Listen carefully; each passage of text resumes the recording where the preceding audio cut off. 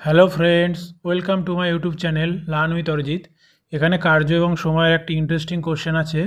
চলো কীভাবে দ্রুত সলভ করা যায় দেখা যাক।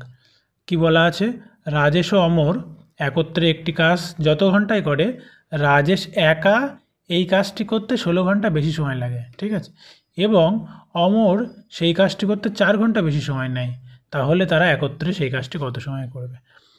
তাহলে কি বলতে চাইছে, মানে যদি তাদের একত্রে ঘন্টা সময় লাগে, তাহলে রাজেশের কত সময় লাগছে না T+16, আর অমরের কত সময় লাগছে 4 ঘন্টা বেশি, মানে T+4।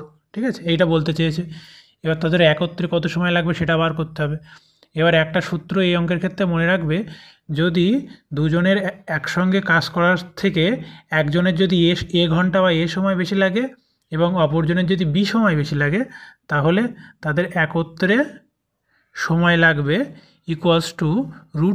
√A/B।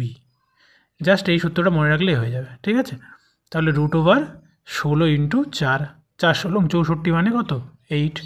তাহলে তাদের একত্রে কতক্ষণ সময় লাগবে? 8 ঘন্টা সময় লাগবে। বোঝা গেল? Option number B. Thank you.